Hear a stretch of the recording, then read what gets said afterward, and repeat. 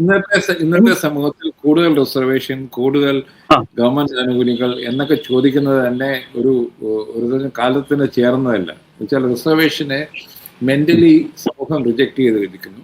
ഉള്ളത് കൊണ്ടു നടക്കുക, അത് ഏറ്റവും താഴ്ന്ന ജാതികൾക്ക്, പ്രത്യേകിച്ച് നോർത്ത് ഇന്ത്യക്ക് വേണ്ടി ചെയ്യുക. നാട്ടിൽ അത് ചെയ്യേണ്ട കാര്യമുണ്ടോ എന്ന് എനിക്കറിഞ്ഞൂടാ. പക്ഷേ നോർത്ത് ഇന്ത്യക്ക് വേണ്ടി ഈ റിസർവേഷൻസ് ഒക്കെ നിർത്തണം. അവിടെ കേരളത്തിൽ കൂടുതൽ റിസർവേഷൻ കൊടുക്കുക എന്ന് പറഞ്ഞാൽ ഇത് കാലത്തിനെതിരെയുള്ള നീക്കമാണ്. അത് ഏത് സമൂഹത്തിനാണല്ലോ. ഇനി എനിക്ക് തോന്നുന്നു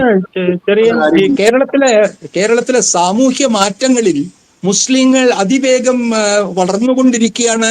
അത് ഗൾഫിന് ശേഷം വീണ്ടും വിദ്യാഭ്യാസ രംഗത്ത് മുസ്ലിം കുട്ടികൾ വലിയ നിലയിൽ ഉയർന്നു വരുന്നു.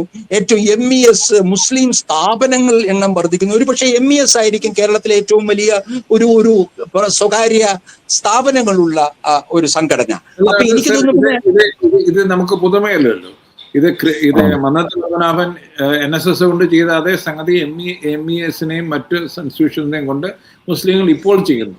അവരുടെ ഓരോ കോമ്പറ്റീറ്റീവ് വരുന്നു. അപ്പൊ അതിലുള്ള ഒരു ഭയം കൂടി,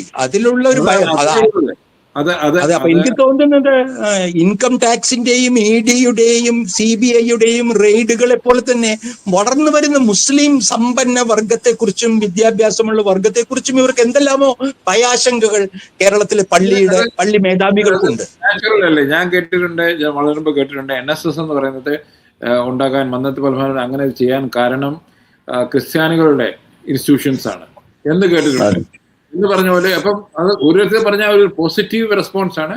അതിന് ചില നെഗറ്റീവ് വശങ്ങളും ഉണ്ട്. അത്രേ ഉള്ളൂ. പക്ഷെ എല്ലാ കമ്മ്യൂണിറ്റികളും നമ്മൾക്കറിയാം അവരുടെ ഇൻസ്റ്റിറ്റ്യൂഷനിൽ ജോലി കൊടുക്കാൻ വേണ്ടി അവരുടെ കമ്മ്യൂണിറ്റിക്കാരുടെ നിന്നും എല്ലാവരിൽ നിന്നും കള്ളപ്പണം മേടിക്കുന്നുണ്ട് എന്നും നമുക്കറിയാം. അപ്പോൾ ഇത് എല്ലാവരും കച്ചവടമാക്കിയിരിക്കുകയാണ്. എനിക്കറിയാം MES-നെ പറ്റി അറിഞ്ഞൂടാ, NSS-നെ പറ്റി പലതും കേൾക്കുന്നുണ്ട്, ക്രിസ്ത്യൻ ഇൻസ്റ്റിറ്റ്യൂഷനിൽ പലതും ഉണ്ട്. അപ്പൊ അതുകൊണ്ട് എനിക്ക് തോന്നുന്നു ഇതൊരു കോമ്പറ്റീറ്റീവ് കമ്മ്യൂണൽ അല്ലെങ്കിൽ കോമ്പറ്റീറ്റീവ് സിറ്റുവേഷനാണ്. പക്ഷേ ഈ തിരഞ്ഞെടുപ്പിന് തൊട്ടു മുമ്പ് തിരുമേനിയുടെ ഈ വിലപേശൽ, എനിക്ക് അതിന്റെ അർത്ഥം ഇപ്പോഴും എനിക്ക് മനസ്സിലാക്കാൻ കഴിഞ്ഞിട്ടില്ല. എന്തോ വെറുതെ അദ്ദേഹം ഇത്രയും വിശദമായ ഇന്റർവ്യൂ ഒരു ഇംഗ്ലീഷ് പത്രത്തിന് കൊടുക്കണമെങ്കിൽ അദ്ദേഹം അതിന്റെ ഉദ്ദേശമുണ്ട്. താങ്കൾ CBCI പ്രസിഡന്റ് നിലയിൽ അദ്ദേഹം BJP-യോട് പറയുവാണ്, നിങ്ങളോട് ചെയ്യുന്നത് രാജ്യത്ത് മൊത്തം ഞങ്ങളോട് ചെയ്യുന്നത് ഞങ്ങൾക്ക് മനസ്സിലായിട്ടുണ്ട്. അതുകൊണ്ട് കേരളത്തിൽ വലിയ പ്രതീക്ഷ വെക്കണ്ട എന്ന് വളരെ ഇൻഫോർമലായിട്ട് അദ്ദേഹം പറഞ്ഞു വെച്ചാൽ എനിക്ക് തോന്നുന്നത് അതിന്റെ പ്രയോജനം LDF-നായിരിക്കും, എന്നാണ് എനിക്ക് തോന്നുന്നത്. എങ്ങനെയാണ് നമ്മുടെ 23 മിനിറ്റ് ആയി, അതുകൊണ്ട് നമ്മൾ നിർത്തേണ്ടിയിരിക്കുന്നു. നന്ദി, നമസ്കാരം. ഞങ്ങൾ വീണ്ടും വരുന്നതാണ്.